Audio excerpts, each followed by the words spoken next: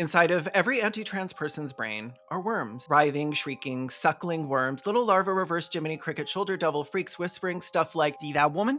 You should tell her about sissy hypno videos. Hey, let's run into that daycare and scream about autogynephilia and yaks wounds. To protect the kids. Joey. Been 6 minutes since you tweeted about trans people. We should deny some atrocities just for the giggles. It's a sex-based right to have a little treat. Probably a man, huh? Nice dress, sugar. At least this bathroom sign knows what a woman is. Trans people.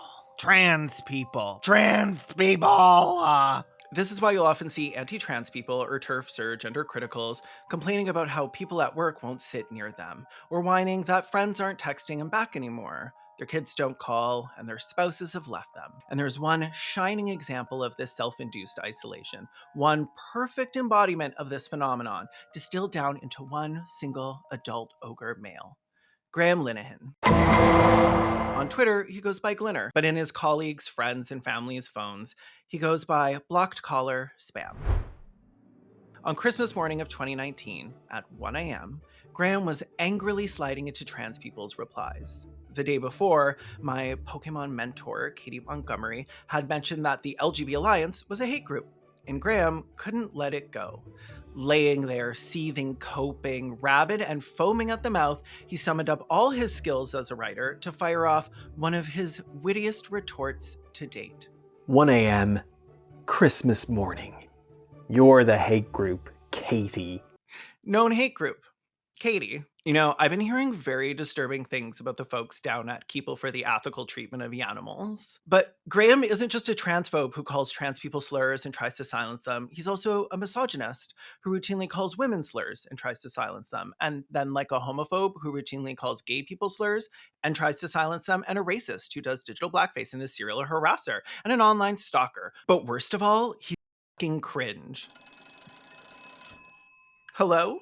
We're supposed to be recording a podcast right now, stupid. I can't. I have people over and I'm busy talking shit about a piece of crap. Okay, start recording then. That's our whole podcast. But our podcast is about dead people and it's Graham Linehan. And while he's definitely decaying, he's not technically dead yet. I mean, his marriage is. No, okay. I'm cashing in my one alive transphobe ticket for this year then. Last year's was Joanne's legacy and this year can be Graham's career. Yeah, and his marriage. Okay, hold on. Let me put you on speakerphone. Are you recording? Yeah. Welcome back to Respect the Dead, the podcast where we don't. Can we give it a special episode subtitle since he's not dead? Yeah. Welcome back to Respect the Divorced, the podcast where he is and we're not, and that's super funny. Sweaty, it's no surprise. Sweaty, it's a matter of course that everyone celebrated your divorce, and now you lost it all in court. But don't you worry your melting head as you lay in your race car bed. Your career is totally dead. The words in your brain making you go insane. Everything's going south 'cause you couldn't keep trans people out of your mouth. Just couldn't keep us out of your mouth.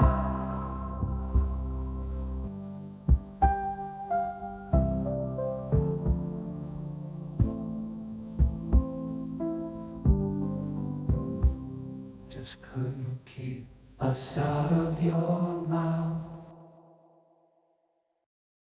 Okay, what do you know about this man? Because I've deliberately not shared any of the fucking ridiculous stuff that I've been adding into my notes.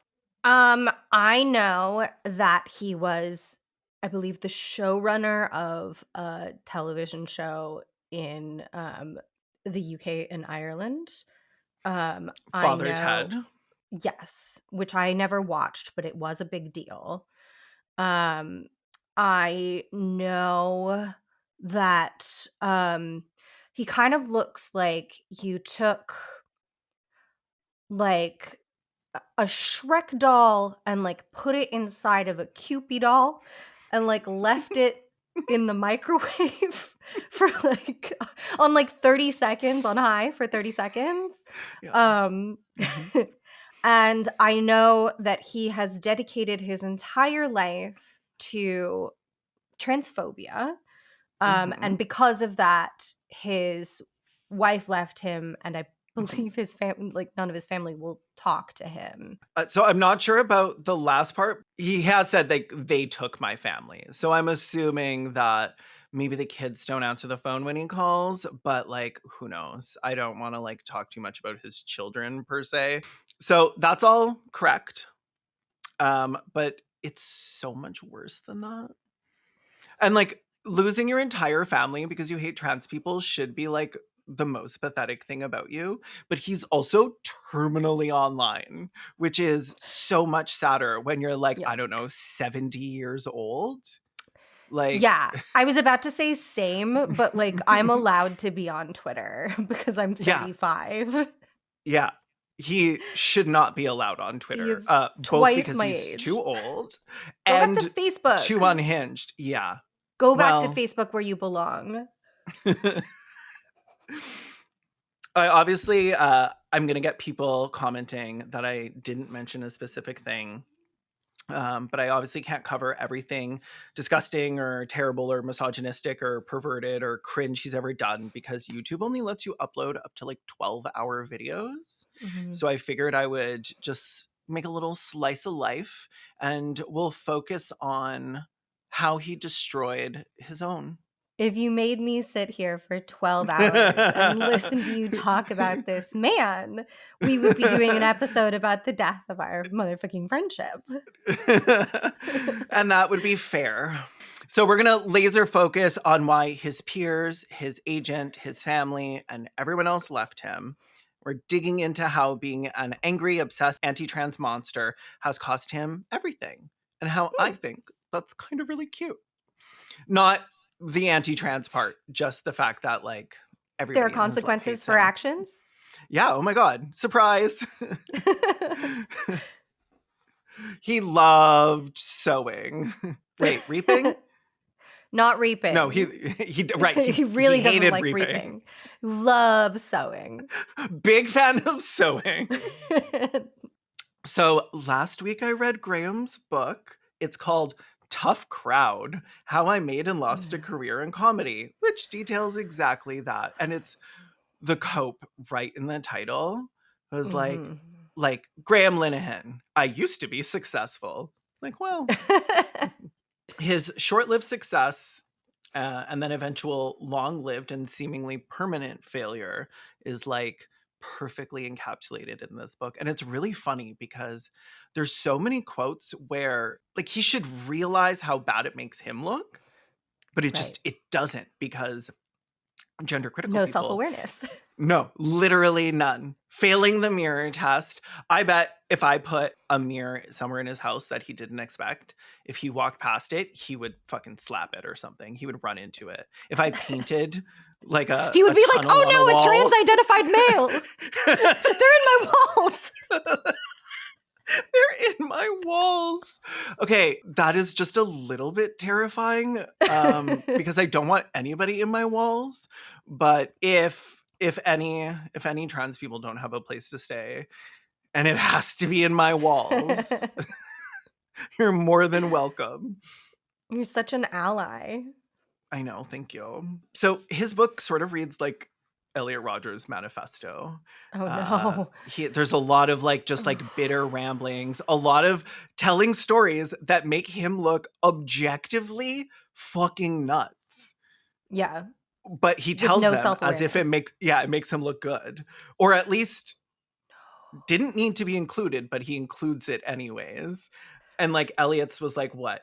My Twisted World or something? Graham's is like, My Twisted Marriage: How I Made and Lost My Family and Career and Respect and Cheese Grater and Steam account because I couldn't stop talking about trans people for 3 seconds. We'll get to him losing his cheese grater and Steam account in the divorce. Oh, so those weren't just little No. bits that you. I thought you just No. I thought you were just like garnishing the joke. No. Oh my god. This man's life is so fucking sad. Wait, a cheese grate? Yeah. I'll let you tell your story. So his book, his memoir, his magnum opus, combining pre-sales and his opening week, sold 390 copies. For comparison, Sean Faye's transgender issue sold 4,000 copies in that same period. So not even the gender critical people are buying his book. I'm pretty sure like Raylo fanfics self-published on Amazon have had better sales in that period. Like, well, the thing is, people care about Star Wars. Nobody cares about Graham. Yeah, they're like, we're gonna retweet something hateful that you've said, but I don't want to read your words. I don't want to be sad. I don't care about your sad life. Like, oh my god, I would love to buy your book. I would love to buy your book. The problem is I don't like being depressed. And in order for me to really connect with it, I would need to be capable of empathy. And as a gender critical person, I don't identify with empathy. No pronouns, no empathy.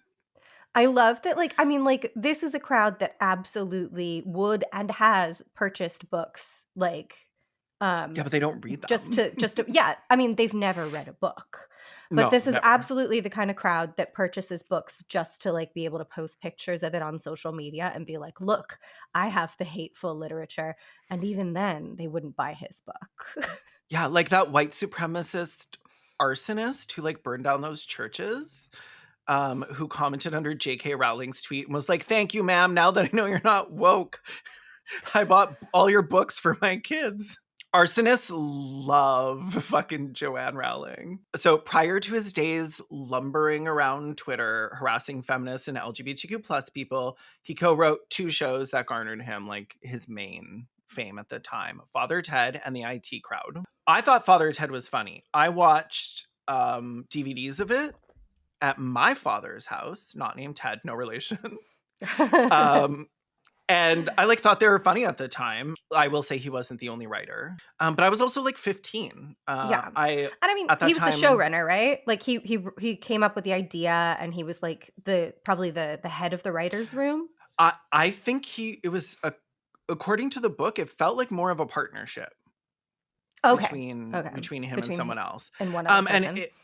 Yeah, and then he had someone who was more of a showrunner who was like sort of being like, okay, we need to not do that, or I like that idea, but like take it farther or whatever. Right. And he attributes, I remember this man's name, but he attributes quite a lot of the like best decisions in the show to someone else. Right. So like, honestly, he could have been replaced with ChatGPT probably. And has been. I will give credit where credit is due. A lot of people like Father Ted. So you did. I do believe it was genuinely funny. There's just no reason for me to go back and rewatch it when there's like every second trans person on Twitter has a way funnier account than anything that's ever happened in Father Ted. So Graham's the kind of person to hold a grudge, like a real grudge. As anyone who goes on his Twitter can clearly see, he will find one specific trans person and he will post about them like at least once a day, if not every other day. Katie Montgomery gets like the most from him. And she's like the most chill, reasonable trans person on Twitter. Like she's so like reserved in all of her takes. And I think that's part of what pisses him off so much. That pisses him off. Yeah, like I'll be like, shut your bobble-headed little mouth and get back in your cage. And he won't respond to me again after that. But Katie is like level-headed and has like cogent arguments and doesn't resort to insults. She comes at him with good faith. That pisses him off. Yeah. And I think that's especially what pisses him off because he realizes how bad it's making him look. Right. It gets under his skin. Can I just say, holding a grudge, like also not a very good quality for someone working in the arts to have. We're going to get to that. So about his grudges. He is constantly going after women, particularly feminists, but anyone that just doesn't agree with gender critical ideology. Any woman who disagrees with him on trans people is pandering to men, which is like really funny because if they were pandering to men, they They would would listen be to him. supporting him. Yeah. Yeah. Yeah, Funny he just that. came for one of our best friends the other week, who was Oh, a we're going cis to talk about woman. that. We Okay. gotta. She's in there. So he'll tweet about them, post about them on his Substack, make videos where he talks about them on his stupid YouTube channel. It's fan behavior, but like in a wear your face kind of way, not in a like fun kind of way. Like I am absolutely convinced that if he was ever in a room with a trans person alone and there was like nobody would know what he did, he is a terrifying person, and I'm glad he lives, I don't know, Ireland, I away think from so, me. unless Oh he's no, I think he moved. lives in London now. I'm just so glad that my face is too tiny and petite to ever fit on his face. He would need so many faces. So, given his love of beefing with people instead of going to therapy, it makes sense that all his vile, obsessed behavior can be traced back to when he began to receive comments about his episode of the IT Crowd that revealed his anti trans opinions. We're not going to get into it. I'm sure some YouTuber has done something about how the episode's transphobic or whatever. But basically, he got some like pretty mild feedback, like this Right. reinforces some harmful tropes. But this man has the thinnest skin, like translucent. Like if I were to try and sell it and market it, I think I would have to include a disclaimer that it wasn't technically existing in 3 dimensions. Like I can't believe like this is the villain origin story. Like because like I believe that like I mean again I haven't seen the IT Crowd, but like early 2000s comedy, like I would say it's all like transphobic. 20% of it at least was like there's always got to be like one character who like the main male character falls in love with or thinks is hot, and then he finds out that she's a woman who used to be a man, and like it's all just that kind of shit. Yeah. So I'm not surprised that there was like transphobic humor in one of his shows. There like but his villain origin story, his like interest in because like in opposing trans activism is that some people were like, I didn't like that. Yeah, that's the thing. It's all a grudge. He Jesus expects to be Christ. fucking worshipped. Like He's his whole so much book was about how sadder. fucking funny he is and No. how he'd be so successful if it weren't for the trans activists. And it's No. like, I if he mean had just said, like, whoa, you're right, that episode didn't age well, that would have been that. 2013, and Yeah. like I don't think he started beefing with people on Twitter until at least like 2016. He was Like beefing with other people, just not trans people. He was okay. originally beefing with people that he, like, coming down on the anti-Gamergate side originally. Okay. So he was like opposing Gamergate, Right. which he's since retracted. Yeah, because now he has to appeal to exactly those people. Well, yeah, now he's like, I never really understood. That Zoe Quinn was a little slut. Zoe Quinn and her 5 guys and burgers and fries. That is so sad. You are a man in your 70s. Leave her alone. Get a job. Oh, you can't get a job. Get a job. Stay away from her.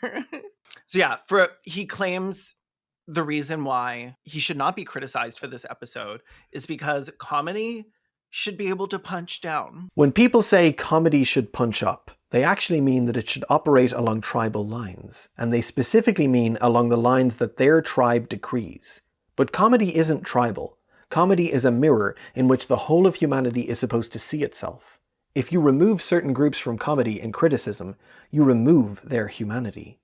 So I don't like I personally don't find humor that punches down that funny because I think it's actually kind of cowardly. Like I think it's taking low-hanging fruit. I think it's very Yeah. easy to make fun of people. But like that's just my personal tastes. I get that there are some people who think that there should be no kind of like limits to who you can make fun of. However, if that is going to be your position, you have to make your peace with people criticizing you and people making fun of you. Like, Yeah. it's not comedy for me and not for thee. Like, you just have to make your peace with the fact that, like, some people are straight up not going to like you. Oh, in his book, he details all of the mean things that people have said to him on Twitter in a little list to show how like terrible trans activists are. And like 90% of it is hilarious and not anywhere close to as like vile as the things he does, like Yeah. posting like topless photos of young teenagers. Jesus And Christ. I'm not going to add any names. I'm not going to link to Right. anything. I'm not going to show the tweets because I don't post shirtless photos of children. That's just a personal line I've chosen. This man should be in jail. I agree with you. Like, I think some comedy that's punching down can be funny, but it needs to be funny. Yeah. Like, it's people on the right often laugh at things because they're punching down, as if punching down is the punchline. Yeah. And like, haha, that's not you're comedy. gay. Yeah. And it's like, okay, well, we do that a lot. Got but I me. mean, like, haha, you're gay. Which is like, it's like, listen, the reason I'm not laughing isn't because I'm offended. This is how I feel about Ricky Gervais's comedy a lot. Yeah. Is like, the reason I'm not laughing isn't because I'm personally offended. I'm usually not within any of the like marginalized groups that Ricky Gervais is making fun of. Yeah. It's because I think it's lazy. Like, he's like, I want to identify as a chimp. And it's like, yeah, Okay. you got that joke from like every 2016 like meme that every boomer uncle was posting on Facebook. We've heard it before. Get another one, Rick. Like, I actually find a lot of offensive jokes funny. In fact, I think a lot of people that watch my stuff or listen to Respect the Dead know that that we like to toe the line. We offend people for money. Yeah, all the time. Yeah. But like the difference is that the point of the joke is to make people laugh by making them think, by like subverting tropes and not like leaning into them. It's so lazy. It's terrible writing. And I mean, like, if he wants us to punch down, we can punch down. We're going to do that in this episode just for him. Yeah. So basically, anyways, yeah, if we stop making jokes about Graham's horrible face and his wife leaving him, we're denying his humanity. And as people on the left, I refuse to deny the humanity of someone, to act like they're not people, which is why I always call women people exclusively. And we're no longer allowed to say the word women, which is why also the word women is being censored every time I say it right now. And if I don't poke fun at Graham getting his 23andMe results back as 30% Irish and 70% homunculus, I'm again dehumanizing him. So we just need to leave that in. So after the criticism of his punching down, he was like, what if I continue to do that, but more often, more publicly, and not to fictional characters, but to real people on the internet directly? And what if that becomes the only thing I ever do? Like JKKK Rowling, Graham is now known in LGBTQ plus circles not by his previous writing, but by his current and unhinged obsession with trans people and how unbearable it's made him to be around. Like Joannie, he also claims to be out there supporting the gays, the women, the children, and the real trans people like Debbie Hayton and Buck Angel, and like, they don't have a third one yet. But he's just a protector. No, they hate Blair White. They're like, she's too pretty. It makes me sick. She looks like a sexy little sexy. Really? Like, yeah, I'm so surprised about that. So he acts like he's a protector. This is his main thing. This is what he always says. Like, I'm standing up for women and girls or women and children, whatever. And he's the protector. He's not an aggressor. I don't know if you've seen his profile photo on Twitter, but if you open it up, it's a cartoon of him as a white knight holding a shield. And on the shield is the female symbol. It's a little cartoon. First of all, honey, the term white knight is derogatory. Yes. Like, Secondly, like what are you doing to white knight for actual women's rights? Well, using women as a shield Using women as a shield. for the first part. Okay, fair. You know what? I Honestly, take it all back. I take it all back. It's accurate. He does use women as a shield. Yeah.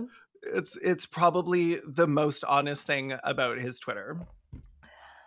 So he explains that his father is who taught him to be such a strong, protective man. My dad believed in chivalry.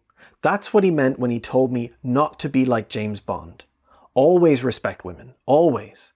Dad's chivalry was in his bones, and he never had to explain it any further, whereas I have had to come up with supporting arguments because I've been challenged by feminists on it.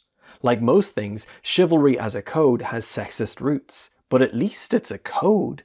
I think men need a code. Call it something else if you like. But I see chivalry as just a basic level of respect for every woman that every man should hold. Our greater physical strength provides enough reason on its own. But if merely belonging to a group signs someone up to enduring intense pain for a week every month, then I think it's fair enough to have a tradition where we open doors for them. I respect women, which is why I'm constantly having to shout over feminists. The lack of self-awareness. It's unbelievable. He's like, sure, it's sexist, but at least I hold open the door. What? He's like, feminists told me to stop. But you know what? I'm going to listen to my dad.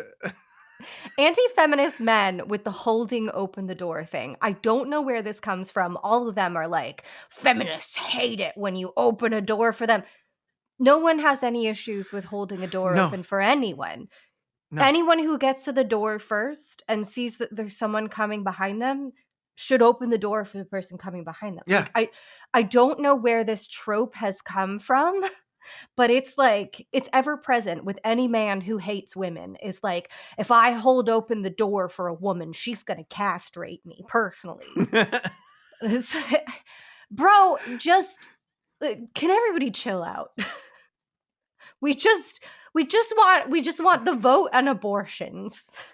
I believe that there have been times where a man has insisted that he be the one to open the door for a woman.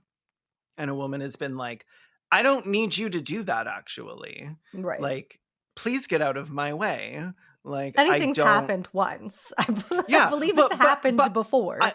I don't believe it's ever happened because a man opened a door for a woman. I believe it's because a man probably was like, you don't need to open your own doors. Let me do that for you, little lady.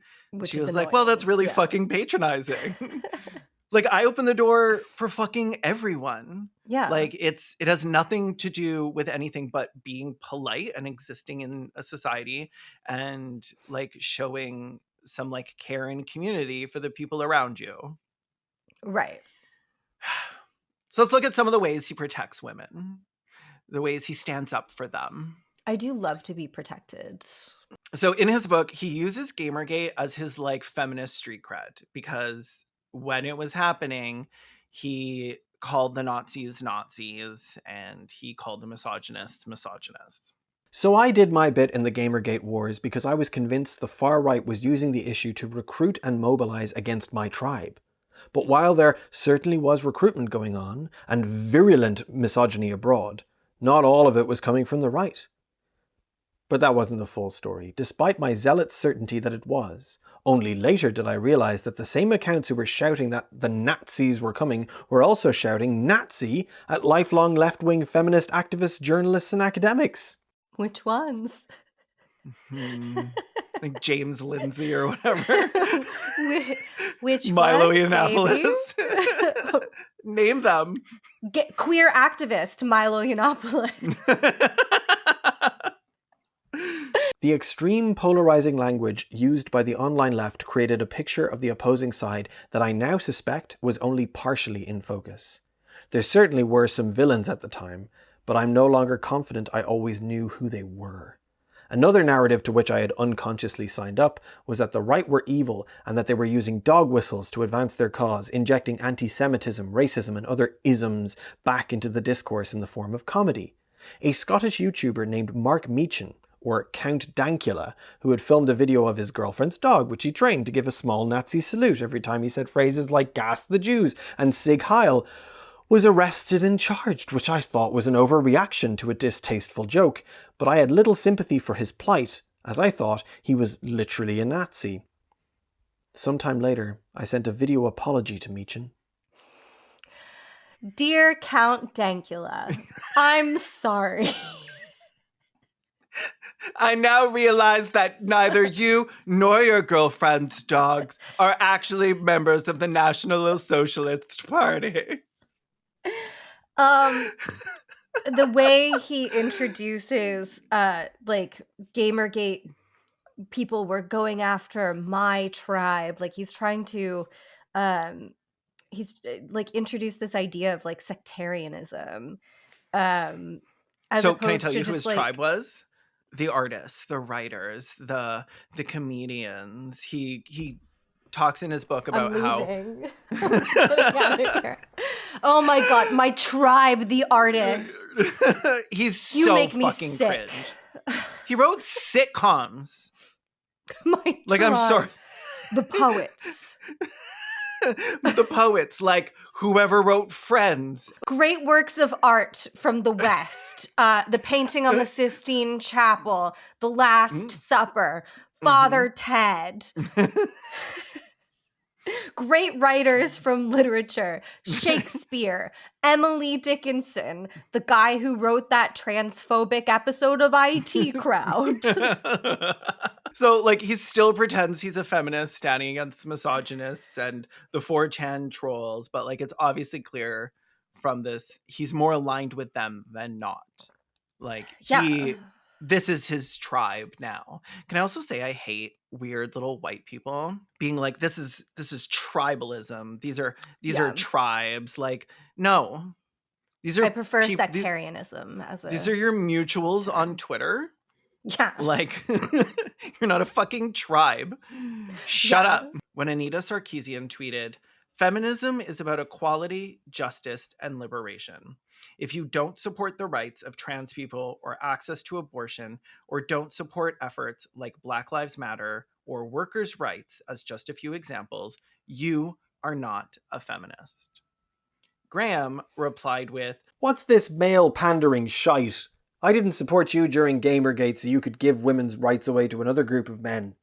And okay, so like this I love this conditional transactional. Yes, and this feminism. is such a common fucking attitude. This is like, men who claim to be feminists are all on fucking thin ice with me, because it is transactional, it is conditional, and it is like, if you as a feminist recognize that your rights are fundamentally intertwined with the rights of other marginalized people, I can withdraw my conditional support for feminism, then like, sorry, you were never a feminist to begin with. Shut the fuck up. Like, he just wanted somebody to bully on Twitter and to get retweets for it. And that's the exact same person he is now.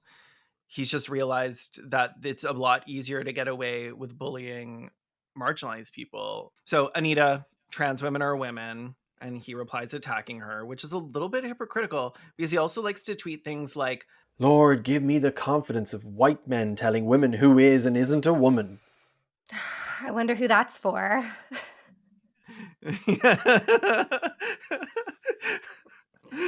When called out on this by people being like, "Babe, Graham, my little cracker, that's you," he replied, "Citation, please." Oh my god, I really hope that he was like, "I'm not white, I'm Irish." No, Citation the citation was, I don't even know what citation he could be asking for. "I'm not white, I'm Irish." Oh, that's honestly the only thing. I guess he's like, "I'm actually half troll on my mother's side." So okay, to be fair, he is marginalized for that. he is like a walking jump scare. Like, I'd really like Yeah. to follow him around for a day with a camera through like a crowded mall and just see how many people are like, yeah, how am I not a feminist? Citation, please. It's like, my my source is your divorce papers, page 12, line 13, that you won't shut your little bobble-headed mouth. Straight gender critical men love having an excuse to attack feminists and LGBTQ plus people. Like, Oh my when god, they do it Jamila so much. I know. Nobody attacks women and queer people or like gay people more than gender critical people. And they do it with such condescension. The amount of times I've had like cishet men tell me that I'm homophobic. And I'm like, me, me, me? I'm homophobic. So when Jamila Jamil came out as queer in 2020, because she was the host, one of the hosts on Legendary. I don't know if you've ever seen this. Yeah, and most of the people on it, most of the judges were like queer Black people. Right. But she did get pushback, both because she wasn't Black, but also because they were like, we're going to let this like straight woman do this. And she was like, fuck off, fine. Like, I'll say it. I'm queer. Like, is that what you needed? You needed to out me I in hate order that. for I me. hate that Yeah. we keep having to like fucking out celebrities or speculate about Yeah. them. Back in the day when there was no queer people on TV, there was no queer representation, and the Right. like 2 roles every year went to straight people, not because they were the best for the job, but because straight people wouldn't go watch gay people playing gay. Right. Like when Philadelphia came out, it would have been super dope and nobody would have watched it if the actor was an out gay man, right? But Right. like that's not the case anymore. There are so many amazing out queer actors, so many great roles written for queer people that we're just, I don't think we're at that point anymore. Right. And we're definitely not needing to out people. Like they forced Kit Connor to out himself. Yeah. In Heartstoppers, they forced the woman who wrote Love, Simon out of the closet. Like, so ridiculous. And the people doing this often are, I think, like younger online queer Right. people, which I get where they're coming from. Like, I honestly do. I just don't think we're at that point anymore. And I Yeah. think it's like a holdover. I totally But get wanting to have like queer people tell their own stories, yeah. especially when there's like a shortage of that kind of thing.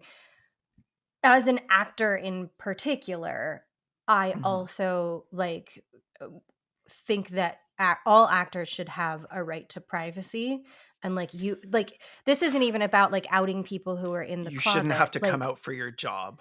yeah, Like, what the fuck? actors shouldn't have to say anything that goes on in their private lives if they don't want No. to. And I think like it's part of kind of like celebrity culture a little bit that you feel entitled to know who Oh, they are absolutely. dating. Like, Yeah. Jamila came out, and like J.K. Rowling, Graham lives for the opportunity to speak over LGBTQ plus people. And he tweeted, How is Jamila Jamil not ashamed of herself? This is appropriation. to which she said, I'm a queer person, you're a twat. This is how we both identify. yes, bitch. And he said, Lol, you're a straight tourist. You don't get to say that because you actually are straight, Graham. You don't get to say shit like tourist. Fuck off. Oh my it's god. wild I how hate this man. fucking entitled and loud and privileged, and like the idea that he is ever standing up for anyone when all he does is speak over the groups he claims to be standing up for is so infuriating, and why there's an episode on this, because I fucking I hate it Also, so much. why do you care? Because you clearly don't care Because about he queer wants someone to people. Like, you bully. are He homophobic. wants, yeah, Like, it's just an excuse to be homophobic, to attack women with the cover of being morally correct. Everyone who calls him out for his misogyny or homophobia or transphobia is a troll to him. And Sorry, calling someone a troll when you look like you live under a bridge is like, that is a bold move. No, I love it. It's a bold I actually strategy. love it. You think He you would could just say know. that? You think you could just say the T word because you're half troll on your father's side? He thinks that's intersectionality. His favorite slur to use against women is handmaiden, which is something I'm sure you've seen this, like handmaid of the patriarchy. Yeah, That's where it originally because came from, which is like feminist. It was a term that like radical feminists used to describe women who were upholding the patriarchy and standing against the aims of feminism. But a man using it is a little fucking weird and incredibly misogynistic because it's saying right. that women can't think for themselves. Uh-huh. And I honestly assumed that gender critical people used the term handmaiden because they'd all heard of The Handmaid's Tale for the first time when Hulu did a TV show about it. Because they That is used what that in happened. there. No, that is what happened. So it's actually handmaiden. That's the original term, handmaiden of the patriarchy. But all the gender critical people say Say handmaid. handmaid. And Yeah. then they'll be like, yeah, they're the handmaid. Or really, they're Aunt Lydia. I'm like, that's not from The Handmaid's Tale, right? And you calling someone a handmaid is you being like, ha, you're against feminism because you are imprisoned and raped and forcibly impregnated, you little bitch. And it's like, well, I don't. Have you even watched it? Because the handmaids are not the bad guys. The people attacking the handmaids are the bad. No? Right. So no. I mean, I think I've only watched the first season. Not to be like a little gatekeepy, but I was a little salty that suddenly everybody was like, The Handmaid's have you heard of this thing called The Handmaid's Tale in 2017? I was like, yeah. Like 40 years ago? It's have you heard of this? Have you heard of a little story? Caelan, I don't know if you've heard of this. Called 1984. I'm like, I've heard tell. I've seen it in tweets. I'm the wrong person to ask on this, This and is it. just like The never read a Handmaid's book. 1984. So anytime a woman disagrees with him, he'll call them a handmaiden. If you search like from @Glinner, because that's his Twitter handle for everyone, handmaid, and scroll, it's just a sea of him harassing women. Yeah. Is it because handmaidens like yourself keep reporting her because of your worship of men in wigs? He'll even occasionally lash out at J.K. Rowling, which is wild because usually she's like boot deep in his mouth. Like he's tweeting with like her full fucking boot in there. So he originally wanted to make. Honestly, I don't say this about JKR a lot, but like, it's nice to get your boots licked clean every once in a while. So she's, as far as I can tell, she's never actually acknowledged him, which is very funny. That's so embarrassing. I know. He's such a little simp for her. That is really embarrassing. But he lets his bitterness out sometimes. So like after the Father Ted musical deal fell through because Graham was too vile to touch with a 10-mile pole, I didn't know he wanted to do a musical. That's so embarrassing. This was his big comeback. This was his big return. Not everything should be a musical. Can we Not everything stop should it? Be. Not everything should be. Yeah, no, nobody needs a Father Ted the musical. That's just write something new. So he was rage posting on his Substack about how he got an automated Christmas card from the would-be producer that had backed out. And at the end of this post... Sorry, that's iconic on the producer's part. Just sending like a mass email to everyone you don't care about. Yeah. This is the post. Thanks, Sonia. Look who forgot to take me off her Christmas card list. Isn't this thoughtful? Sonia is one of the West End's biggest producers and was supposed to be doing the Father Ted musical. I get a Christmas card, but no musical, because Sonia agrees with J.K. Rowling, but not with me, or something. I guess I'd rather have my musical produced, but I guess we'll hash it out in court. Thanks also to J.K. Rowling for all the behind-the-scenes work she's been doing for me. Which makes it sound like Joanne might have been helping him pay for like legal fees or whatever, because she does that sometimes. But no, the comment show, he was just being bitter on Maine. So someone responds with, "That's fantastic to hear that JKR is helping you out with the legal wrangling. Bon chance, Graham." And he responds, Sadly, I'm being sarcastic. "Why should she pay to have your fucking shitty, weird musical made?"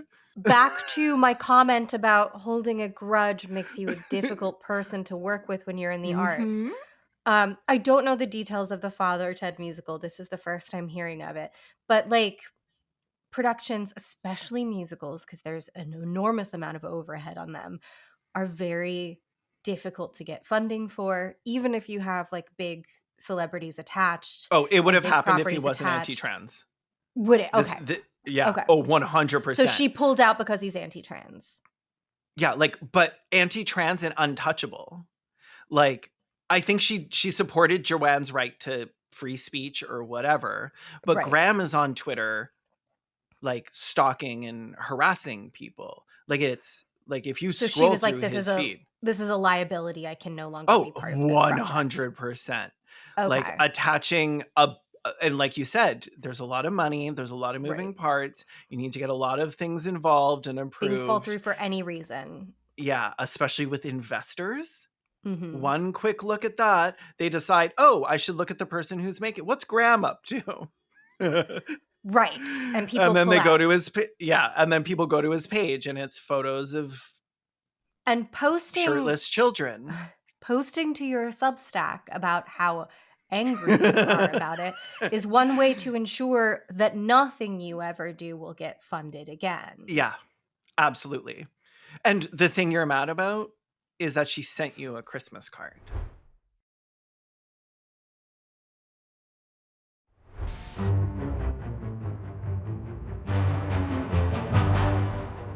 In the darkest streets where sunlight dies, a huge gross monster called the Glinner eyes. A melted eye drips down his cheek. He lurks in alleys, rotting and weak.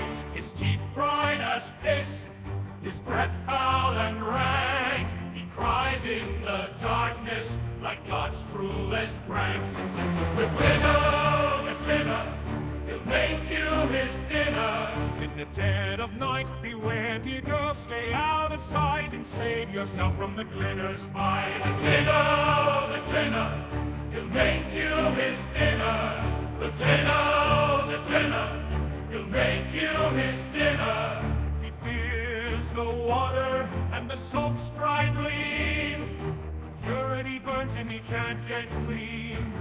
He roams the darkness forever alone. His mournful cries take a chilling tone. In dead of night, beware to gaze, stay out of sight, and save yourself from the Glinner's bite. Listen closely to the Glinner's wail, for in his heart there's a sorrowful tale. He longs for his family, lost long ago, lost to his obsession with trans people. So after all this, he still blames trans people for literally everything that's ever happened to him. Taking his family It couldn't possibly be my fault. I'm going to send you a video in a second, which is one of my favorites. He's so Elliot Rodger coded. Yeah, no, this is full incel. Yeah. It's trans activists' fault. And trans activists are trans people, handmaidens, and the majority of gays and lesbians and bisexuals. If you look at every polling, like the people who support trans people, predominantly women. And then if you look like within well, not like LGBT people, because obviously trans people support trans people, but if you look like in like LGBT people, it's lesbians who are the highest supporters of trans people. So, well, what you need to understand, Caelan, is all of those people that you just mentioned are tourists. Oh, right. Right. Those lesbians are just taking a nice long vacation in Pussy Town. Yeah. Because of the trans activists. Yeah. They're scissoring as trans activism. They're wow. dedicating their entire lives to Political being scissoring. okay, that's so based. Maybe I do like political lesbianism now. It's just some of the worst political lesbians are like rabid TERFs, like Julie TERFs, Bindel, that it's like the kind of people who are like, you can't just decide to identify as a woman. And I'm like, why not? You decided to identify as a lesbian. Yeah. So obviously his family has no agency. This is all trans people's fault.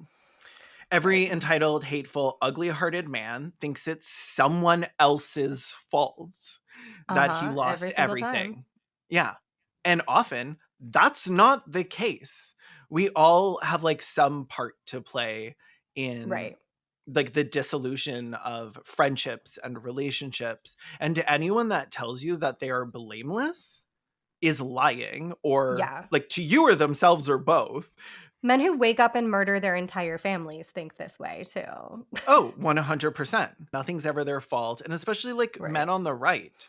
Like, I don't have a job because of immigrants. Like, no matter what it is, it's always somebody else's fault. He swings back and forth between licking the ground Joanne walks on and being bitter she isn't grateful for his manly protection. And sidebar, here are my 2 favorite quotes from him about Joanne.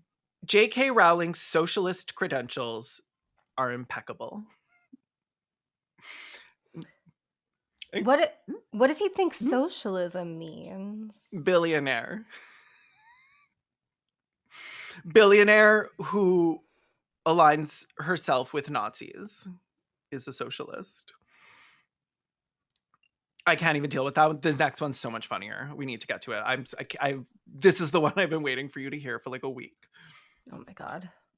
People make a big deal out of Harry Potter turning on her, but every single character in that series came from her head. She is Harry. She's not just Harry, she's Hermione and Ralph.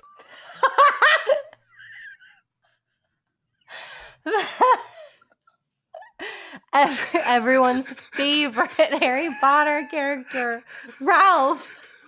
You remember Ralph from Harry Potter? Ralph! I love to be going to Universal Studios Hollywood and getting my picture taken with Harry, Hermione, and Ralph. Ralph. Hashtag I stand with J.K. Rowling. Hashtag I stand with... Oh. I didn't add the hashtag. That's actually there. Ralph! And Ralph. Hashtag I stand with J.K. Rowling. Oh my God. He is such a fucking embarrassing lolcow. I know. Oh. Okay, I'm about to send you, or I am sending you a video. This video has gone around a lot. This is Graham explaining what happened to his family. Okay, I can't wait to watch it. You say you're going to, you've decided to fight this, but it must feel like a lonely place and it must hurt and it must mess you up. Yeah. They took everything from me, Like what? What do you mean? They took my family,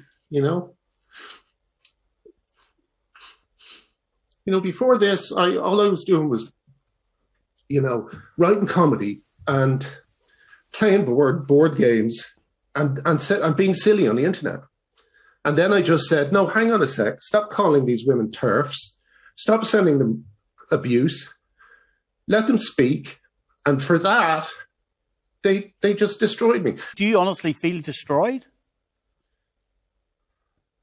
No, because the one thing about this that keeps me going is that I know I'm right, I know I'm right. Okay, a few things here. I haven't watched this. I've intentionally avoided watching this video, but it's passed around a lot, and I've seen like lots of people dunking on him, saying like they took everything from me.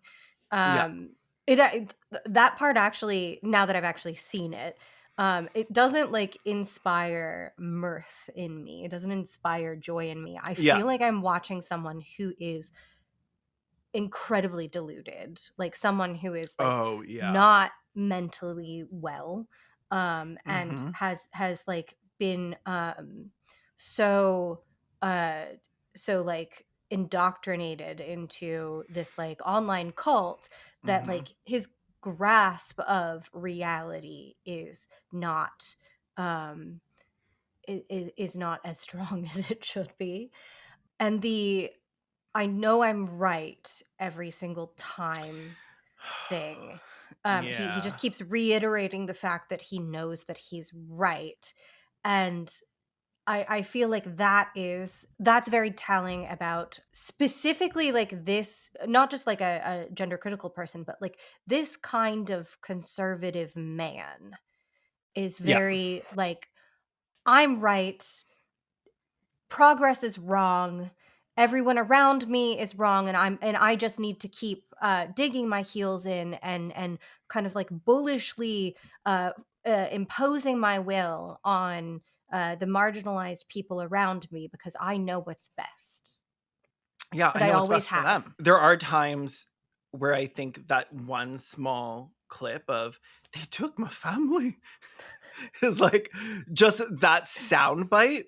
I find that funny because like sometimes when my cat leaves the room to go get his food, I just mumble that to myself. I'm like, he's gone. They took everything from me. They took my family. He is so like you hit it perfectly. He's so delulu. He, like most gender critical people, and for anyone that's like new to me and this channel, check out my gender critical series. I spent like I think 8 months undercover in their gender critical Facebook groups, their private ones, before I had like released my full 3-part series. But there's a big thing in there of gender critical people talking about how they lost their families because they can't shut the fuck up about trans people, like at the dinner table, at meetings, at work. Like they'll be like at the playground with their kids on the swing or whatever, and none of the other parents will talk to them because the last time they tried, they were like, oh, it's so nice to see kids playing like on the play structure instead of getting their healthy breast tissue removed. Like Right. it is an obsession. It is an obsession that is ruining their lives. It is an addiction, but they all believe, and they have to believe this in order to keep going on, that there will be a day of reckoning. There will be one final big thing that happens where the truth is finally revealed, that they were right all along, and everybody will come back and have to apologize, that all the ex-wives and the ex-husbands will eventually return, and the children that don't talk to them anymore because they force them into conversion therapy will come back and say, I can tell that you were right all along and I'm sorry. But that's never going to happen. Right. That's just, it's never going to happen. Your family's not coming back. At the very best, your children, in an attempt to find some like peace in their life, might like, I don't know, decide no contact isn't necessary and agree to like send you a text message on Christmas or whatever, because or come home for Christmas because they want to see their sister or something and it's worth it to them, as long as you agree to stop talking about trans stuff, or like stuff like that happens. But it is very, very rare that someone goes like full no contact with their anti-trans family member and then shows back up, according to the groups. The blaming other people, the thinking that people are going to come back, it's never, one of the reasons it's never going to happen is because they don't change. And when they Right. do change, they get worse. They get like farther and farther into it. Like we've all seen Joanne's fucking slide down the alt-right pipeline from I'd march with you if you were discriminated against, which I still think is like, was just completely backhanded and intentionally fucking If you hateful. were discriminated against. Yeah, no trans person has ever Luckily been you're not. discriminated against. Yeah. The most privileged category of person. Trans. But like they never stop talking about it, and it becomes their entire world. So let me give you a quote from Graham explaining the final nail in the coffin of the Father Ted musical. The final scene in the terrible downward spiraling drama that was the end of the musical was a meeting with Jimmy in the Hattrick offices. He made me travel from Norwich to London, so, like a sap, I presumed it would be good news, a plan on how we were to move forward, while I carried on raising my voice on a crucially important issue. But no! There were dirty looks from Hattrick employees I had known and worked with for years, and when we finally sat across from each other, Jimmy and a lawyer from Hattrick on one side and my agent and I on the other, Jimmy told me I was to remove my name from Father Ted the Musical, or he would not make the show. I'd never experienced anything like the coldness and contempt with which I was treated at that meeting. Once again, I asked what I was being accused of. Jimmy rolled his eyes, as if it was self-evident. Once again, at this final meeting, desperately, I tried to explain what was happening to women's rights and to the young girls mutilating themselves because of... I don't care! Jimmy shouted. And that was the end. Good. Yeah.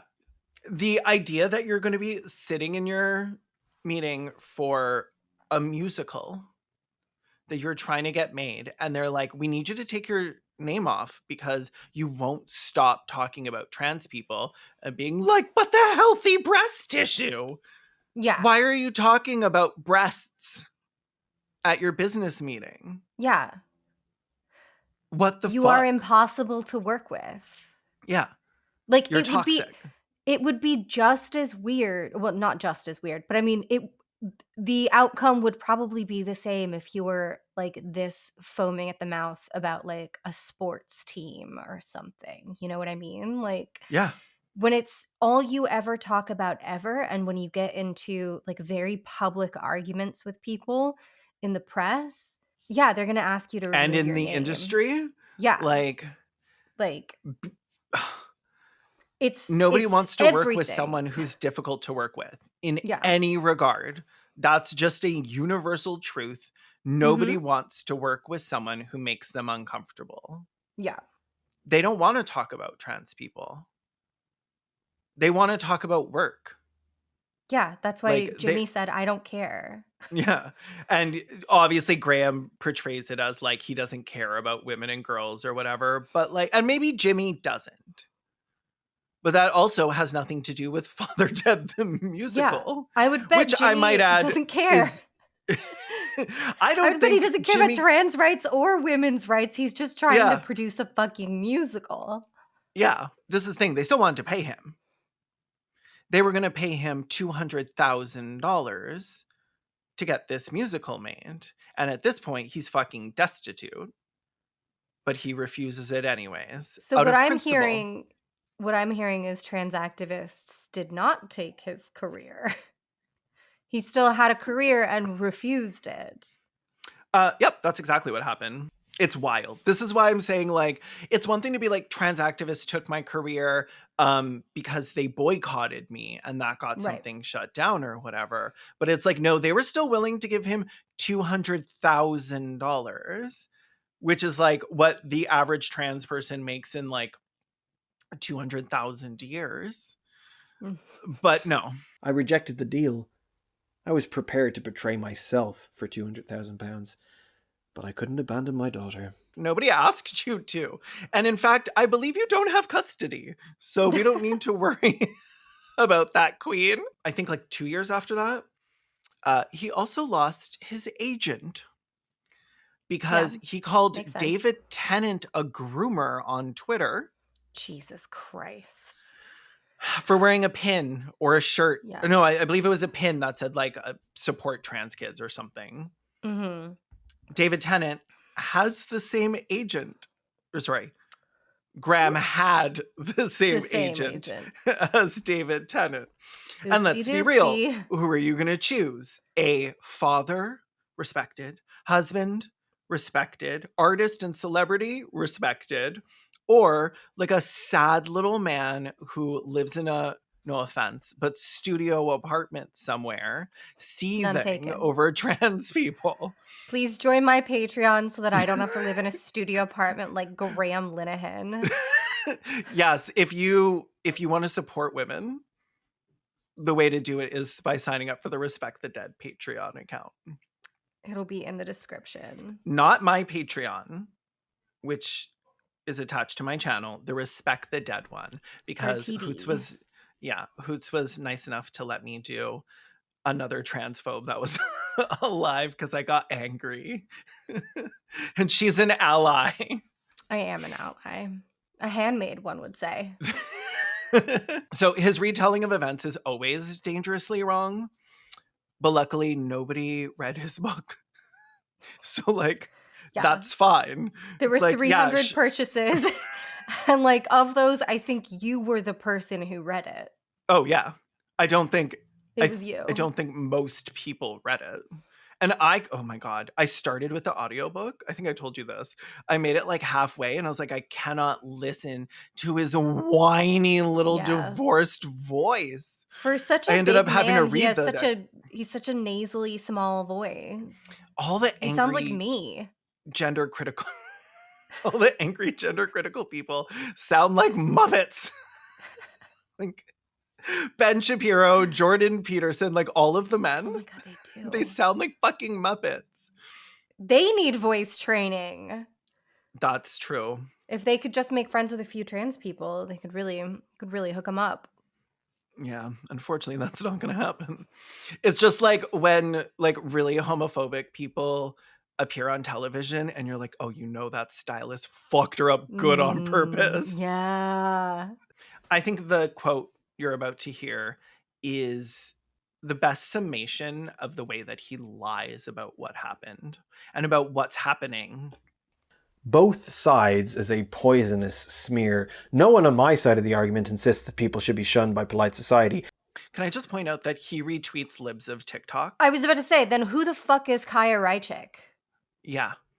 Be banned from speaking and have their livelihood destroyed. We disagree with trans rights activists. That's it. Whenever you see an anonymous Twitter account belonging to a TERF, check their timeline. You won't find any abuse. You'll hardly find any bad language. Like, this is what you do every week. This is what they do.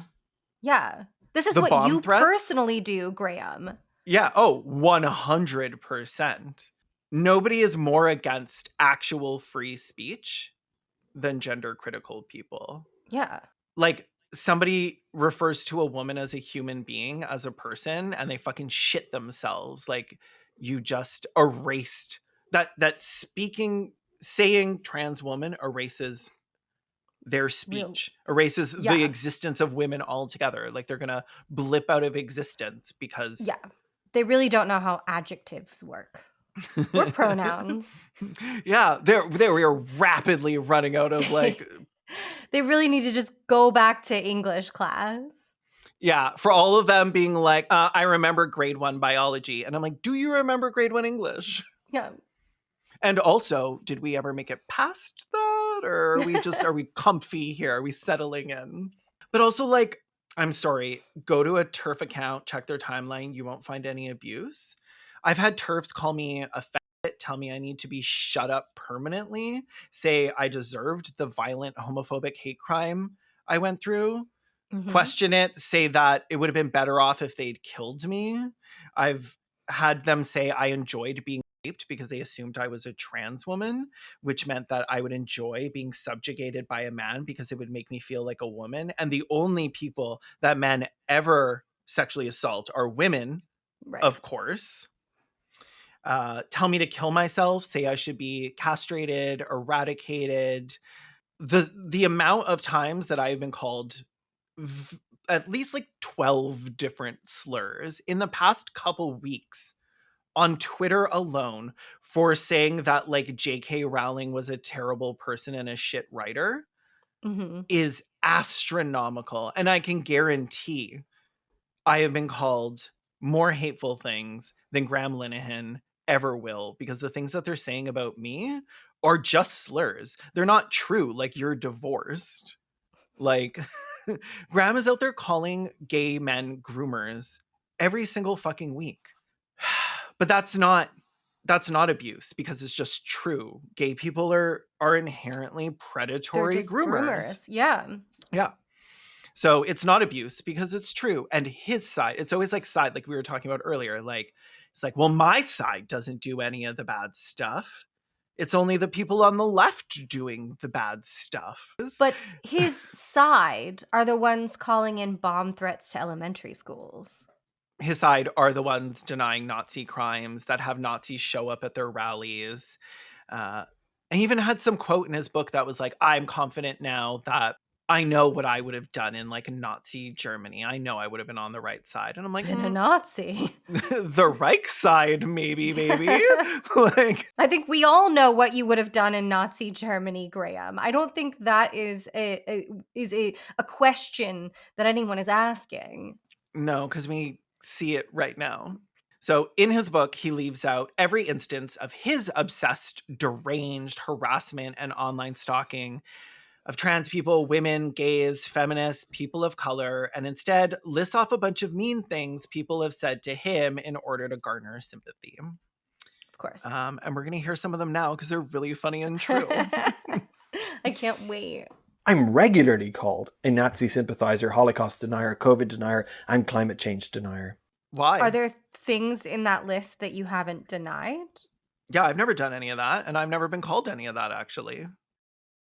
I've actually never been called to any of those things because I've never done any of those things. And that's not to say you only get called online about like things that you do, but like I get called homophobic and transphobic slurs, and he gets called a Holocaust denier. Doing. Yeah.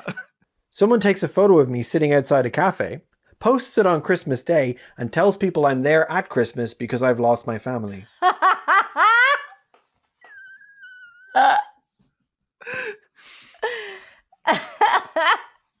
It's so funny. It's so good. Oh, the cheese grater thing. So the photo, somebody saw him at a Tesco or whatever, and he was buying everything to make a carbonara, but like probably like about like one serving. And he even had to get the pan and the cheese grater. So that's how it's circulated. Took the cooking tools. Yeah, his wife took the cheese grater in the divorce. And this Steam account, somebody realized that they had been friends on Steam with him and saw that the games that he was playing were for like babies and called him out. And he was like, actually, like, oh, like that's on the computer in like my home. And I don't have a home anymore because my wife took it. So that must be my son. But good job making fun of the games my son plays. Those are baby games for the baby I'm no longer allowed to see.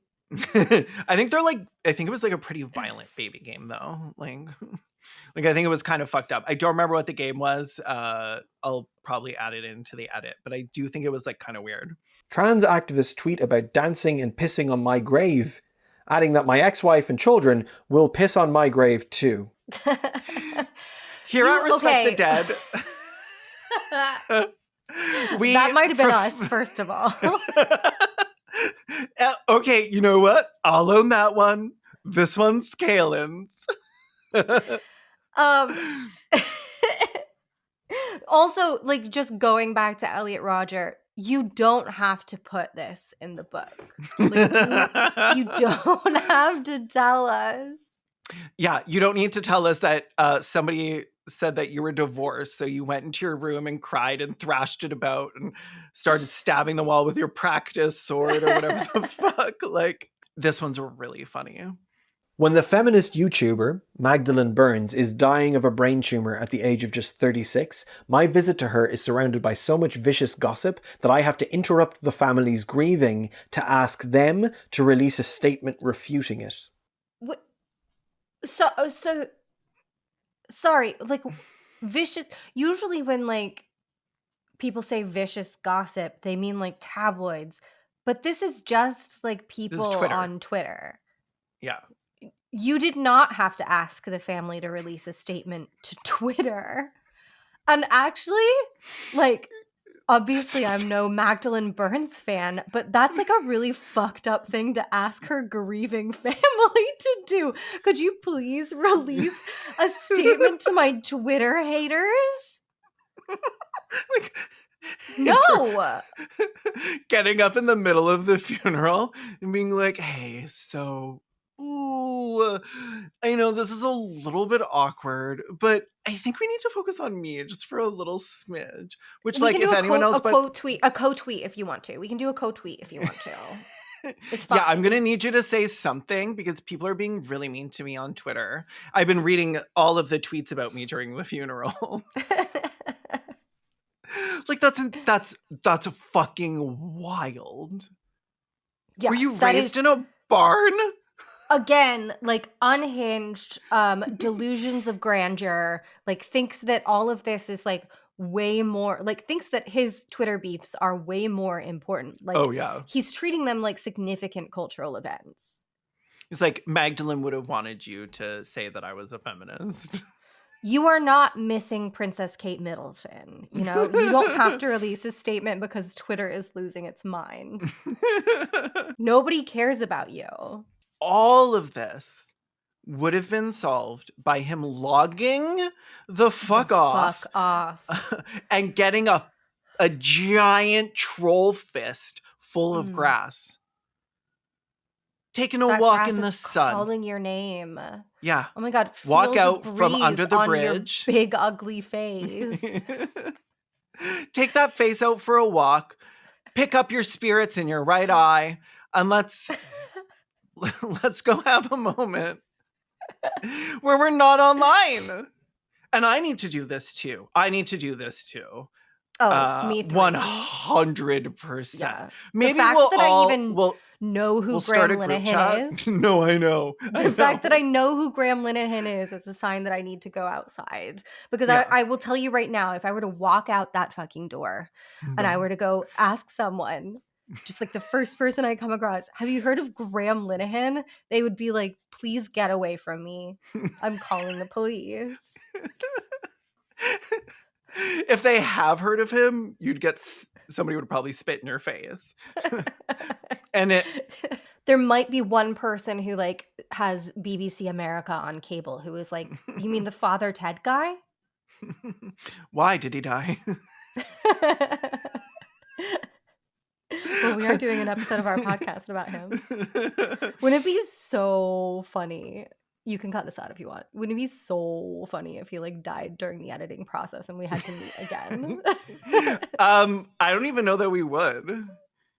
I think I would just put a little thing at the beginning of the video. Epilogue. I'd still release it with the fucking puppet and everything. I think I would tack on a little funeral scene where we remade the funeral scene in Death Becomes Her with the two of us just and him in a little puppet coffin. Okay, so I need to find a 3D model of a child's coffin. Don't ask me why. Okay, so we're still back into his lowlights.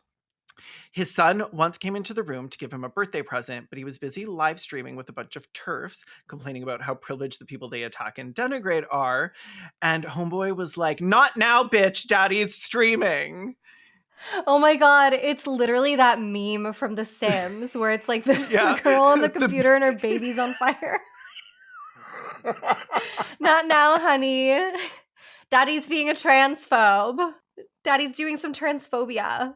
I sent you the link to the video. The most kind of right-on show in the UK at the moment is Doctor Who, right? Sorry? Oh, yeah, looks good. My son chooses now to give me my present. He just holds up a book and he goes...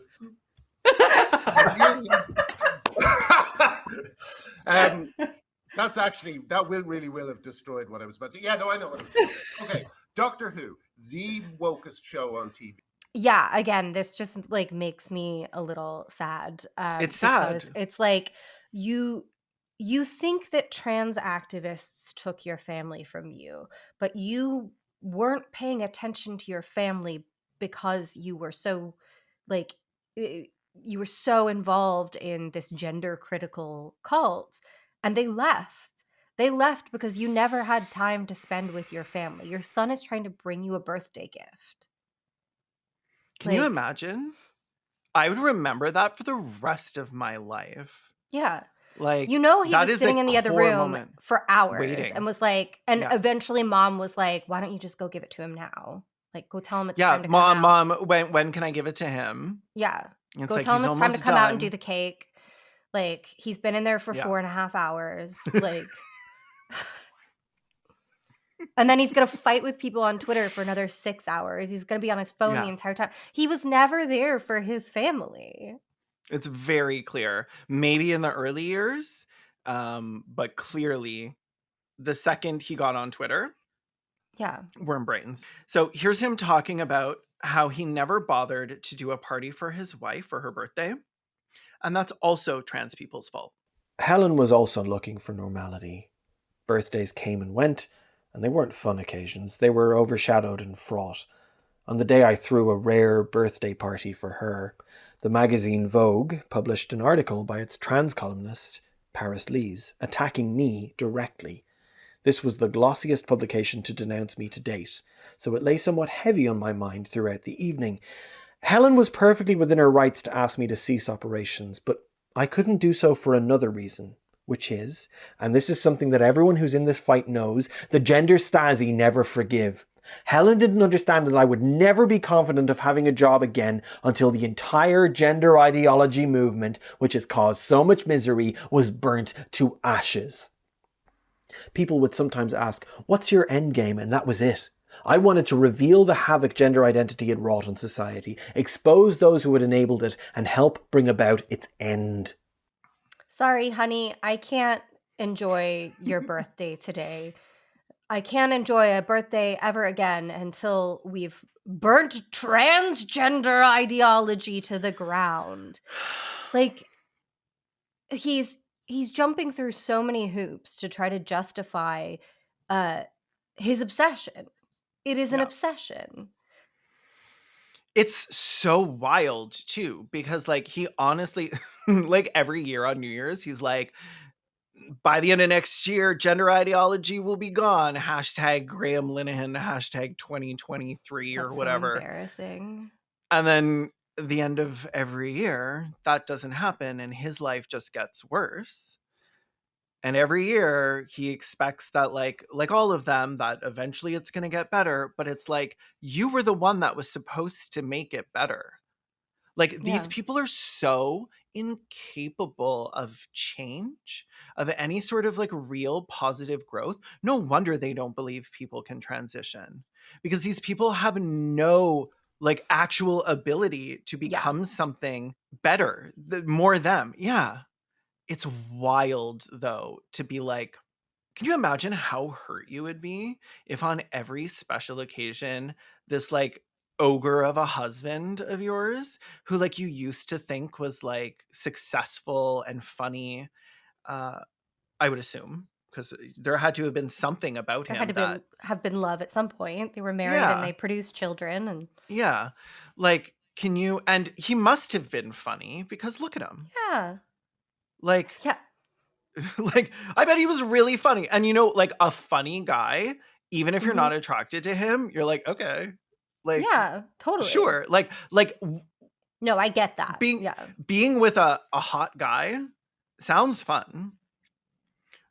Being with someone who's funny and who makes you laugh sounds like forever. Like that sounds like someone you can form a real relationship with, like a partnership with. And then to be abandoned by that person and have them lose all of that humor, that like joy, that success, and instead become like obsessed and bitter and holding grudges and constantly angry about shit on Twitter.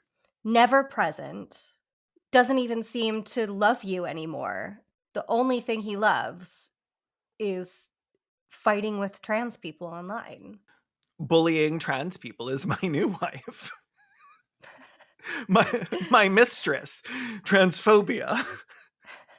Like it's so like I feel legitimately sorry for his family, and this is why I never actually like make jokes about like his wife or his kids, because I don't know what happened to them, but like it sounds like it was bad. Like Yeah. it sounds like what they went through was really horrible. And I've seen his rage. The way he lashes out at people on Twitter, like Scary. I have no idea what the person sitting beside him was hearing, or Right. what was being vented at them, right? So it's just like, I'm not Yeah. talking about his family. I make jokes about Right. him being divorced, but I will not make jokes about like his actual family, because his Yeah. wife left. Mhm. Like like she removed herself from the situation. She's no longer associated with him, and like Mhm. she doesn't deserve to be like called out or harassed or like denigrated for leaving a horrible man. Right. Like, unlike Graham, I'm not going to blame or like attack women for the actions of men. So yeah, he was spiraling around this time, and Twitter banned him. This is before Elon Musk came back. Right. I He remember when lost he his got account. banned. Yeah. Yes. So he went to his Substack, started posting on like Mumsnet, and created a new social media site where you can tell the truth. Glinder. Not Glinder. It didn't do so well, I will say. Yeah, I've never even heard of it. Like somehow more users than who bought his book, probably. So that's great. So Twitter said his account had been suspended after repeated violations of our rules against hateful conduct and platform manipulation. The platform manipulation, I imagine, was back when it was not okay to constantly be sending hate mobs towards people, Right. or when you could at least report it, when there was like the option for inciting harassment, whereas like now that only works if like you call someone cis or something. This is what he wrote about it. The reasons for my final expulsion from Twitter when it came were left vague. I was misusing the platform in some way that was never explained. Notice how that wasn't like what Twitter actually said, Mm-hmm. but it's still in quotes. That meant journalists could sniff around the non-scene of the non-crime and pronounce me probably guilty of something. Being kicked off was a massive blow, which may be hard to understand if you've never used the site, but consider this. At the peak, I'd had nearly 900,000 followers. Speaking out about gender ideology had already cost me about a third of that following. Now, at a stroke, I'd lost all my remaining reach. I no longer had any means of answering back when trans activists spread rumours about me, and my ban helped convince a wider audience on Twitter and far beyond that I'd done something wrong. With my marriage now over, I finally left the family home just before the start of the first COVID lockdown. This was a very lonely and frightening time.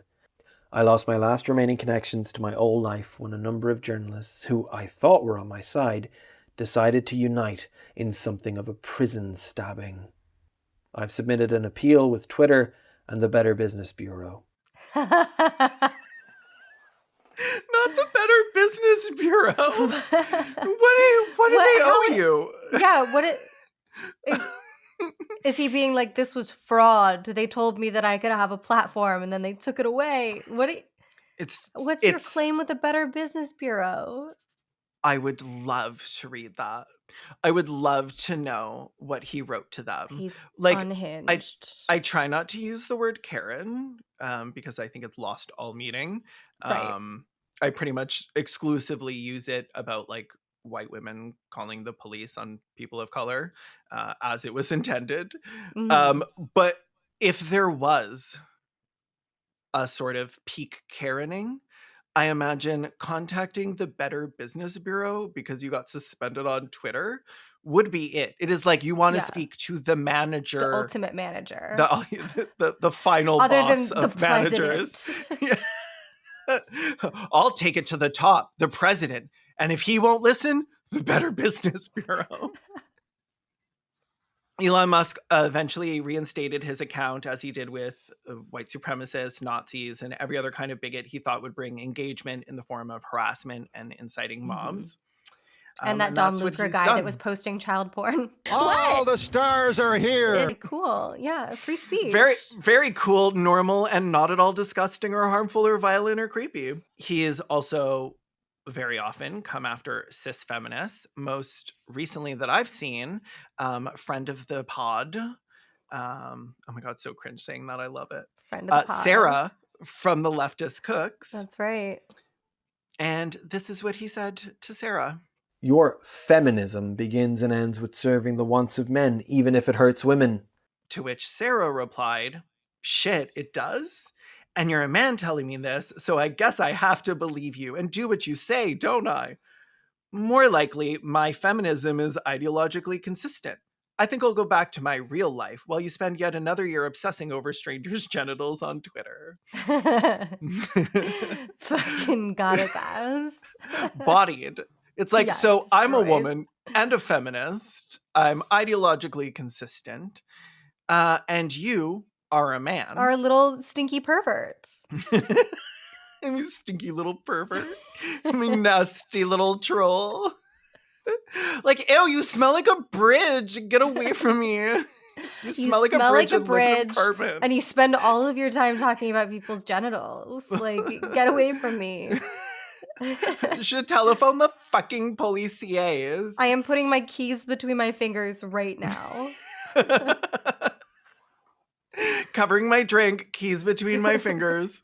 So I wanted to end this by going through some of my favorite moments in Glistery. The real Not lowlights. Glistery. You did not just try to roll past that.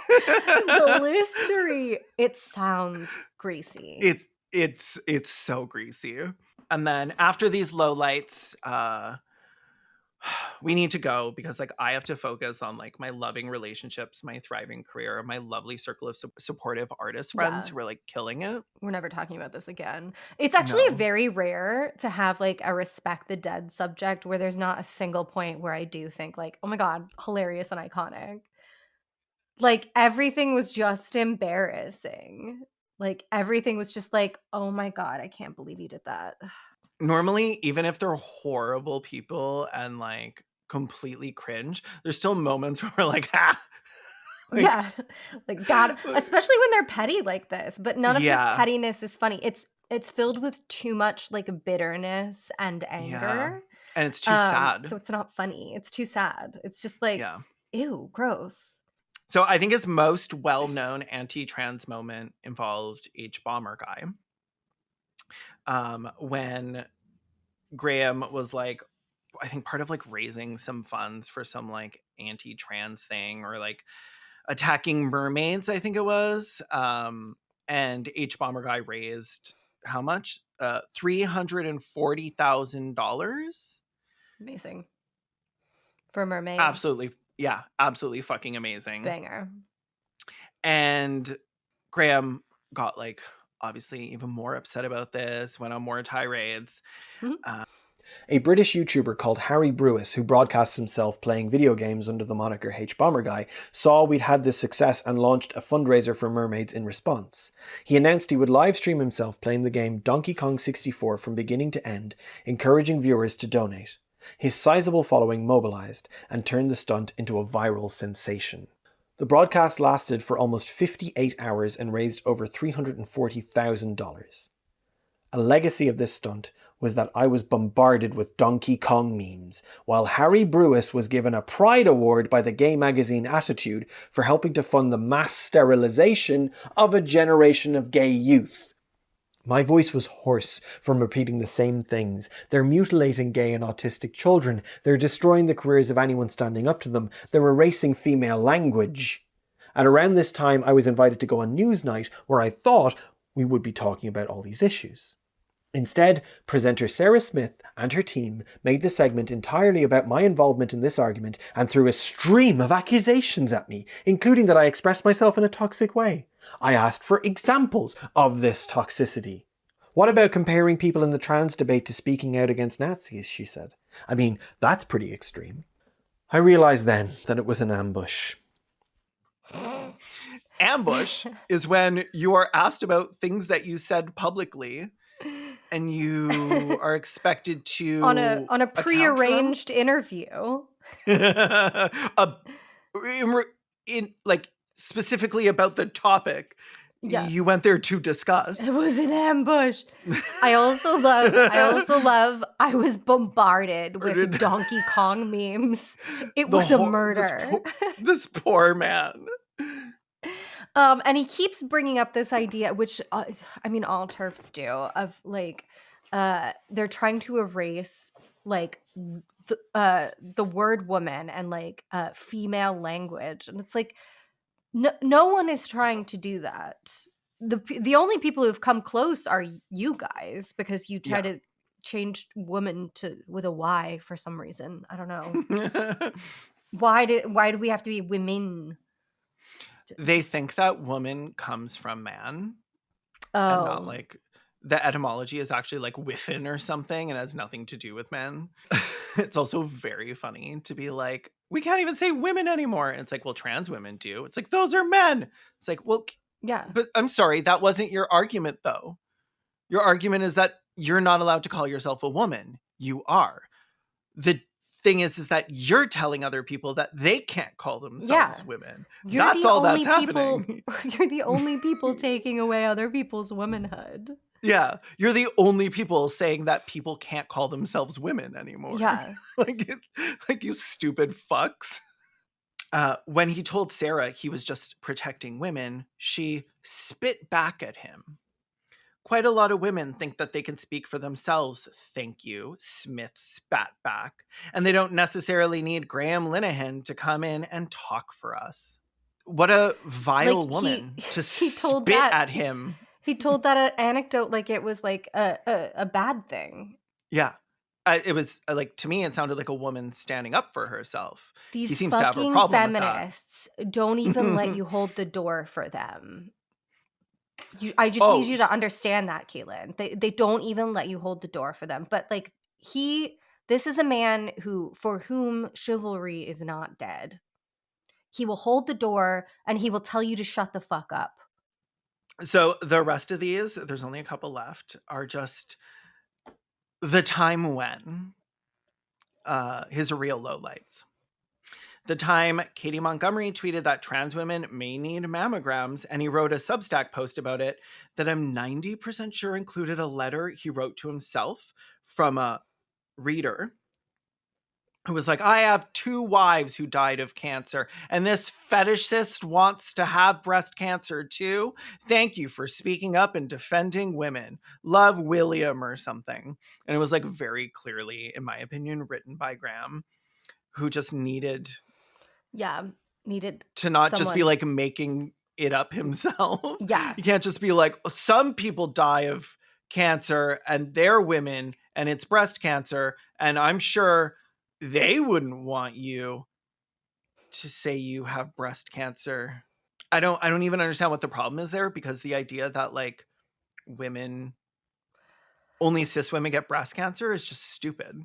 Yeah. It's just nonsense. Again, it's just another thing that is rooted in like no science.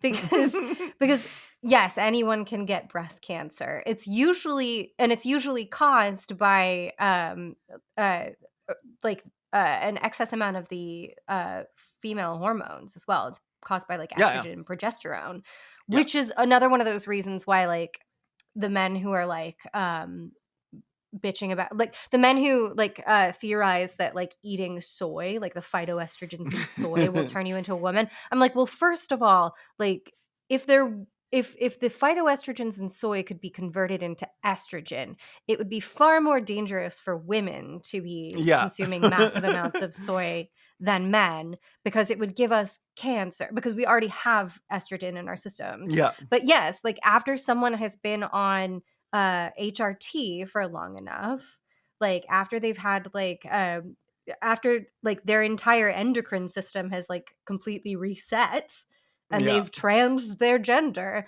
yes, they probably need to be getting regular breast cancer screenings. Yeah, which is what Katie was discussing. Yeah, it's just obvious. Women's health. Like whether or not you like that, whether or not you like trans women, like you should still be like, yeah, actually, if you're on hormones at all for a certain amount of, if you're on estrogen at all, you should still be getting those screenings. If he was smarter, he would have been like, just more proof that transitioning is unsafe. Instead of just being like, well, that doesn't happen. You want breast cancer. There was the time that he was live streaming and he had his bookmark bar visible in his browser. Oh, And there was a bookmark for something called Brighton Bells, which, according to Google, is a little bit of a brothel in that it's exactly a brothel. Oh my God. Can you imagine him stomping into your brothel? Like breaking down the door like Shrek, but the Kool-Aid Man?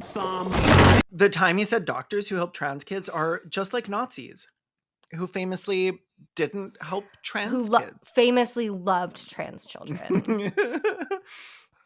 Nazis. The time he had to hide his car from the repo men because he couldn't afford it because he was too toxic for anybody to hire, so he had to keep moving it. Okay, that is relatable. It wasn't even like the musical was going to be like supporting trans people or whatever. You know what I mean?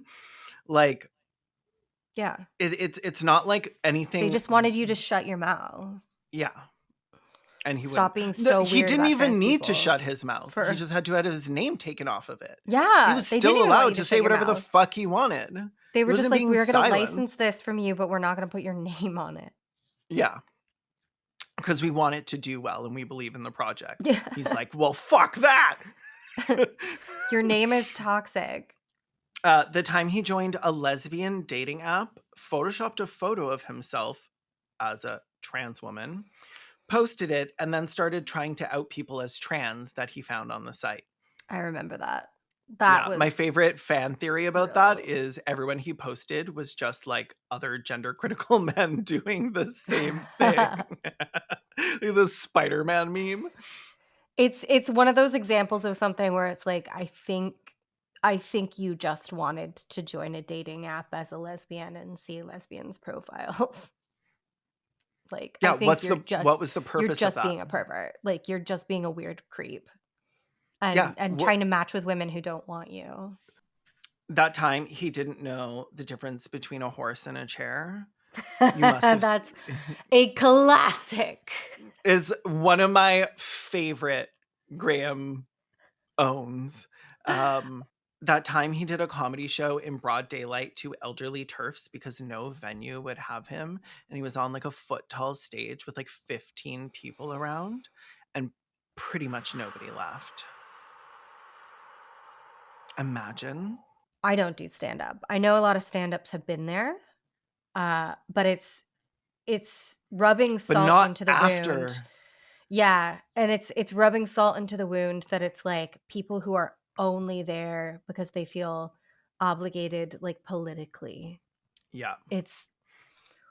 And this is like post. Yeah, all of his post success. Fame. It's fine to like start. Yeah, doing stand-up for small groups of people because that's how everybody starts doing stand-up unless there's like extreme nepotism involved.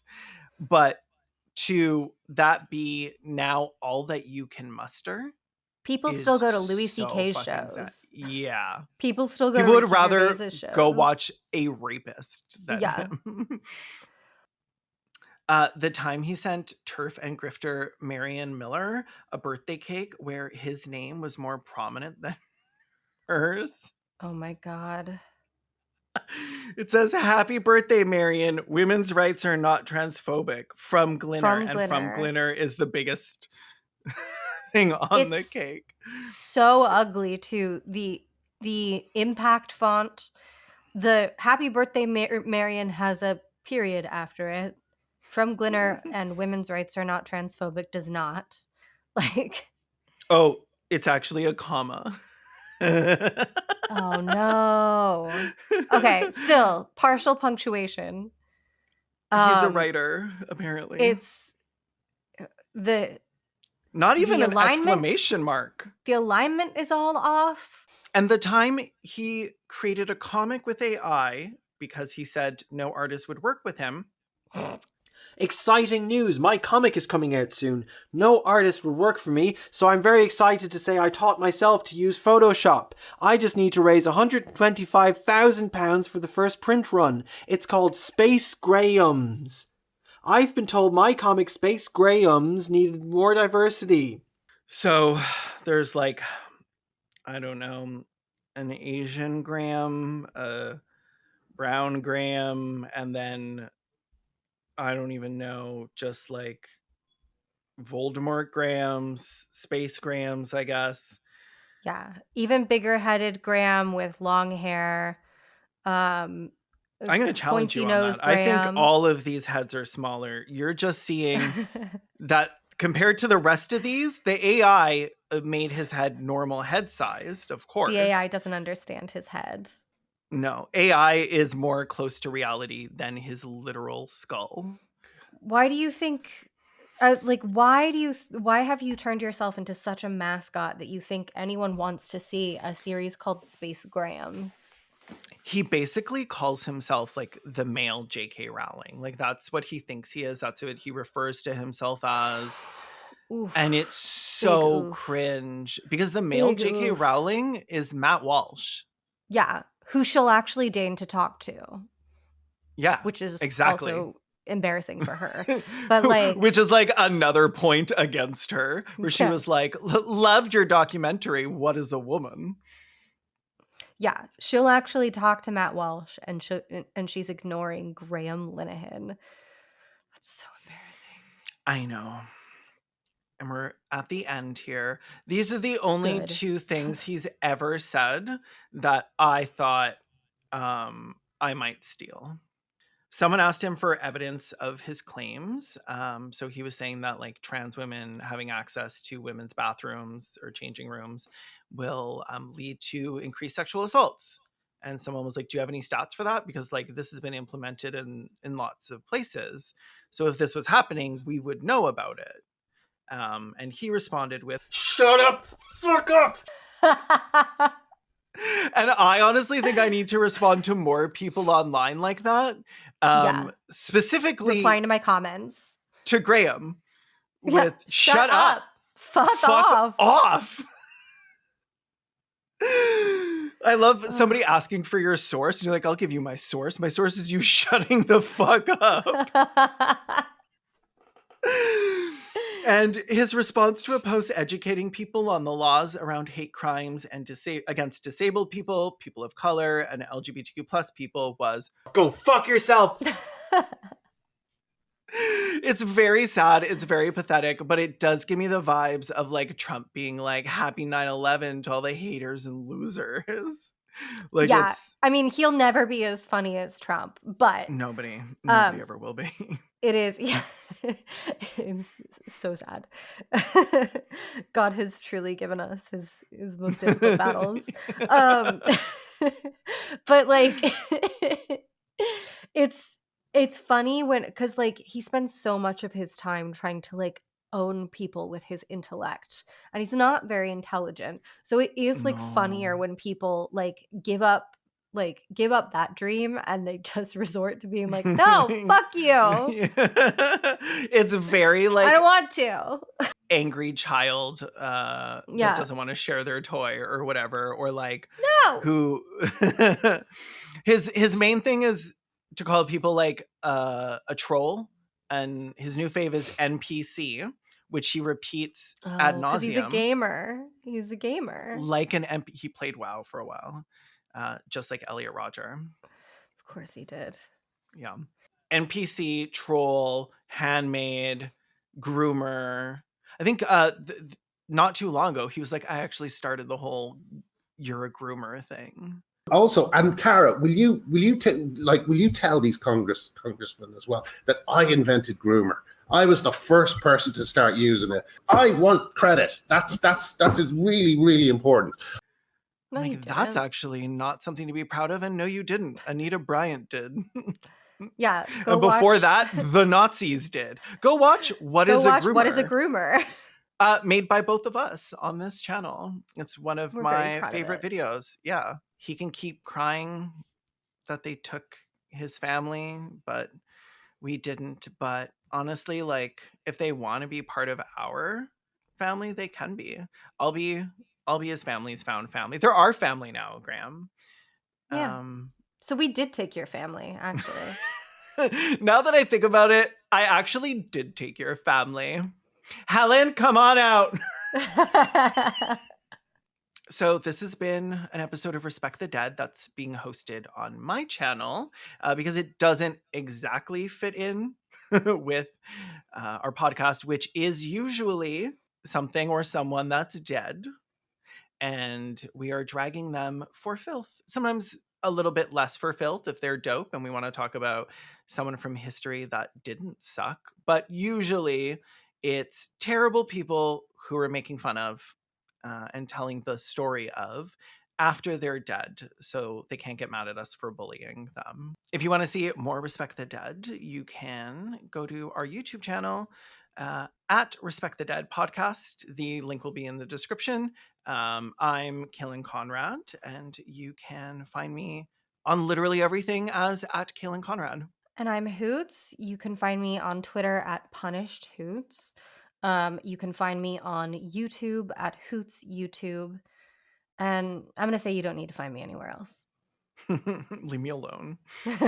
You can support our Patreon if you want, where you get access to little freebies like The Morgue, where we have a little wind down and do an episode autopsy after every episode, where we have a little more like parasocial meta discussion of it. And yeah, this video was mostly edited by our wonderful editor Rob, who's on Twitter as at Mr. Postgood, and that will also be linked in the description. Pissing yourself in your echo chamber haze, screaming slurs in a foamy rabies craze. Your TL, the toxic cocktail of hate, but there's a world outside of Twitter bait. You're in a transphobic cult, sipping on haze, your default. Log off Twitter, touch some glass, break the chains, you're free at last. Love is love, and there's none in your fucking life. Love is love, well, where's your fucking wife? Love is love, and there's none in your fucking life. Love is love, well, where's your fucking wife? You're in a gender critical cult, sipping on haze, your default. Log off Twitter, touch some grass, break the chains, you're free at last.